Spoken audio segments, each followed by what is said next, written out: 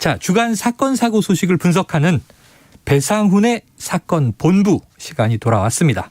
배상훈 프로파일러 이미 나와 계십니다. 어서 오세요. 안녕하세요. 네, 잘 지내셨죠? 예, 잘 지냈습니다. 네, 보고 싶었습니다. 아이, 감사합니다. 예. 자, 이 국민의힘 장제원 의원의 아들 장용준 씨, 자, 래퍼 예명은 노엘인데요. 결국 구속이 됐습니다. 무면허로 운전하다 사고를 낸 뒤에 음주 측정을 요구하는 경찰관을 폭행한 혐의. 구속영장 발부 예상하셨습니까?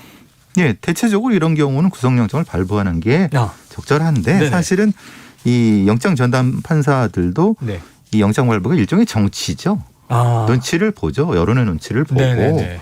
어쨌든 사법 체계 안에서의 첫 단계이기 때문에 명분이라든가 이런 것들을 많이 중시하기 때문에 이렇게 발부될 거라는 생각 많이 했죠.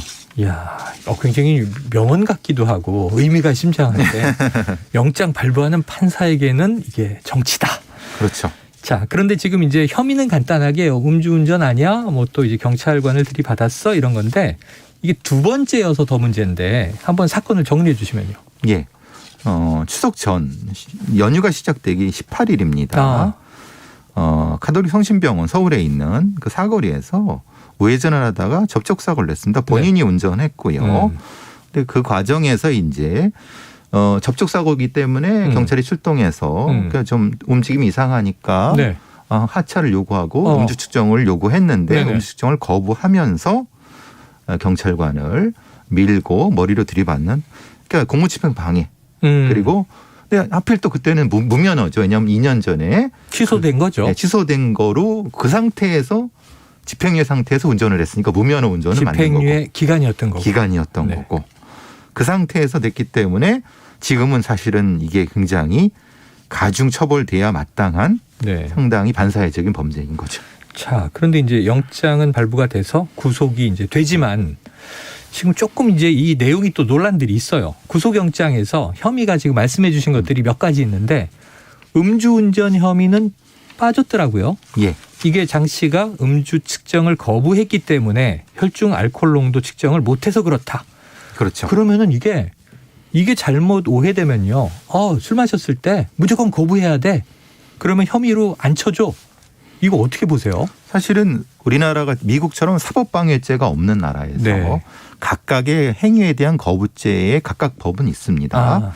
근데 이제 그러니까 오해하실 수 있죠. 그럼 저 경찰한테 나 저기 그 음주측정 안 해라고 하면은 될 거라고 생각하지만 사실은 음주측정 방해에 대한 거부에 대한 그 이 혐의가 적용이 되면은 형량은 비록 법정 형량은 낮다 하더라도 네. 실제의 양형 기준상으로는 괘씸죄가 적용될 수 있고 네네. 일종의 사법 방해 행위가 되는 거죠. 예. 공무집행 방해 행위가 내용적으로 들어가니까 재판 단계에서 분명히 네. 판사님들이 그걸 감안해서 형량을 높이게 되는 거죠.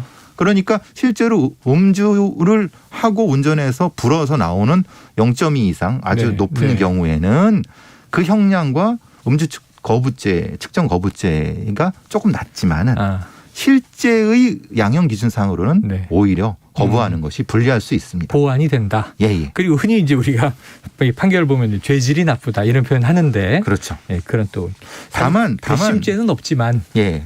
근데 현실에는 존재하죠. 현실은 존재한다. 존재하지만 괘씸죄라고 표현하는 건 없죠. 명문화되어 있지는 않지만. 예. 자, 특혜는 아니다. 이건 이제 재판 과정에서 보완된다. 또 수사도 계속 이제 추가로 이어지는 예. 거니까요. 자, 법원이 범죄 혐의가 소명되고 도주 우려가 있다. 그러면 이제 늘 구속을 하잖아요. 뭐 증거인멸도 포함됩니다만. 그런데 이제 장용준 씨는 이제 유명하잖아요. 힙합 가수고 또 유명 인사고 또 이제 어떤 집안 부친은 이제 국회의원이고. 근데 도주 가능성이 있다고 본 이유가 있을까요? 그래서 사실은 이게 그 판사님들의 이 해석을 네. 도주 가능성 아니 이렇게 유명히 도주를 어디 하겠습니까? 네네. 사실 도주한다는 것도 의미가 없는 거고 다만 도주 가능성이라고 하는 것은 일종의 사회적 무리 가능성을 얘기하는 것 같습니다. 사회적 무리를 일으킬 네, 가능성을. 근데 그것을 명문화시킬 수는 없지 않습니까? 그렇죠. 네, 그러니까. 사회적 무리를 일으킬 수 있기 때문에 네. 가둔다 이렇게 하기는 어렵죠. 그러니까 이제 보통은 소명되고 그다음에 도망 가능성이 있다. 그리고 또 하나는 이제 증거인멸 가능성이 세 가지가 구속영장의 기준인데요. 네. 증거는 이미 나와 있습니다. CCTV에 나와 있으니까. 그렇죠. 그러니까 지금 구속을 하려고 하면은 결국은 도주 가능성을 도입할 수밖에 없는. 네. 근데 물론 만약에 이게 노엘이 아니라 네. 다른 경우라고 하면 판사님들이 고민을 했을 겁니다. 네. 왜냐하면 거의 모든 재판의 원칙은 불구속 재판이 원칙입니다. 예, 예. 기본인데 문제는 사회적 무리가 많이 했지 않습니까? 이 사람이. 그렇죠, 그렇죠. 그것 때문에 네. 사실은 이 도주 가능성 이렇게 해석하면 될 것 같습니다. 어쩌면 이제 도주 가능성을 좀 이제 넓게 적용했다. 그렇죠. 이렇게 이제 예, 지금 해석을 해주셨는데 이게 또 이제 장영준 씨 본인이 이제 잘못했기 때문에 계속 특혜 논란을 만들어내니까 말이죠. 근데 결국 이제 영장실질심사에 불출석을 했어요. 예. 그래서 그러면 이제 이게 또 많은 분들은 반항인가 이렇게 생각할 수 있는데 입장을 냈더라고요. 사죄하는 마음으로 영장실질심사를 포기하겠습니다. 이렇게 했는데 자, 이 말은 신뢰해도 되느냐 이런 이야기들이 인터넷에 많습니다. 조금 이제 보완해야 될 것은 네. 지금 제도가 조금 바뀌었습니다. 네. 이전 같은 경우는 영장실질심사 신청하면은 바로 판사님한테 갔는데 네. 그 전에 중요 사건 같은 경우는 검사들이 먼저 그 면담을 합니다. 아, 예. 그러니까 그걸 확인을 하고 영장이 청구되는 과정이기 때문에 그 제도적 전환도 있고요. 네. 실제로는 뭐 사실 뭐 솔직히 까놓고 얘기해서 본인이 지난번 출석할 때도 사과한다는 말 한마디도 안 했습니다. 그러니까 입장 표명 안 했어요. 네, 표정이 네. 굳은 상태로. 네. 지금도 똑같이 그럴 거란 말입니다. 네. 그럼 본인한테 불리하겠죠. 그러니까 만약에 사과를 정중하게 하지 않을 거면 차라리 언론에 노출되지 않는 것이 네. 노엘 씨한테는 전략일 수 있습니다. 전략일 수 있다. 예, 예. 어쩌면 이게 또 이제 변호인이 그렇죠. 권고했을 수 있겠네요. 그건 그의 권리니까요. 예. 예. 어차피 구속은 될 텐데 예, 예. 아예 나가지 마라. 예.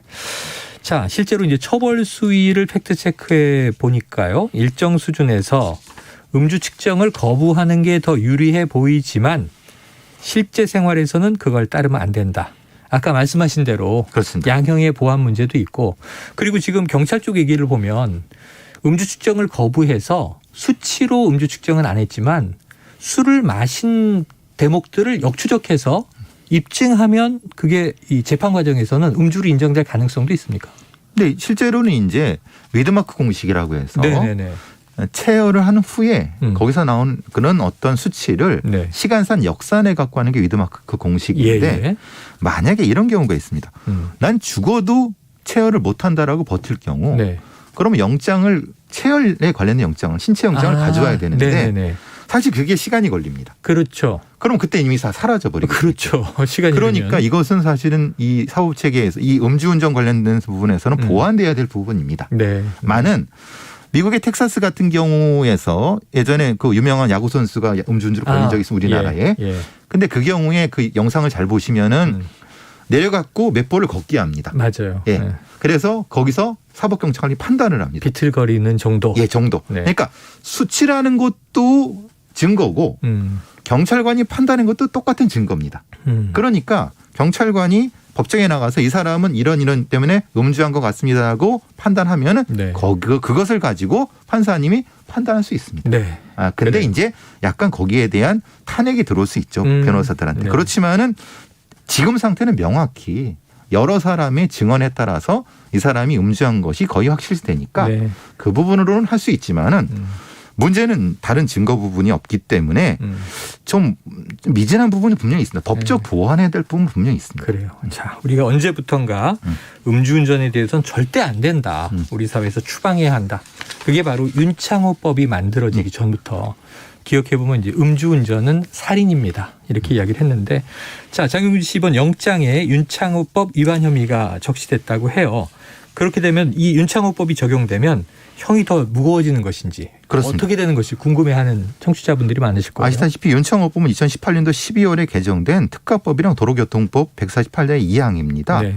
지금 이 경우는 2년 전에 음주운전의 전력이 있고 지금 음주추정을 불응했어요. 그게 2회 이상으로 적발됐기 때문에 네. 가중되는 거죠. 2년에서 5년 이하의 징역이랑 1,000만 원에서 2천만 원 사이에 벌금형에 처질 수 있다는 윤창호법이 적용되는 네, 거고 네.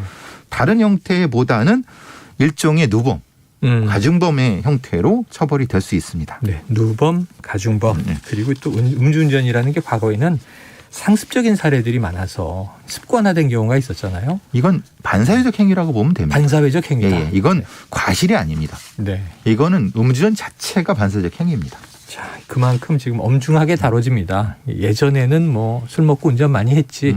이건 뭐 언제적 얘기인지 모르지만 지금은 적용되지 않습니다. 자, 여기서 이제 재판 전략이 나오겠네요. 집행유예 기간이 끝나는 내년 6월까지가 집행유예 기간인데 판결이 확정되지 않으면 이게 형이 합산되지 않는다고 하더라고요. 그럼 1심 판결 이후에 항소와 상고를 통해서 시간을 끄는 전략 이게 가능한 겁니까? 글쎄 이게 정관 변호사들은 그런 그 방식을 좀 아시는 것 같더라고요. 예. 근데 이걸 제가 뭐라고 말씀드리기는 어렵지만 실제 그렇게 할 수 있다는 인터넷상의 광고는 있는 것 같습니다. 네. 인터넷상의 광고는 있다. 예. 근데 그게 정의인지는 모르겠습니다.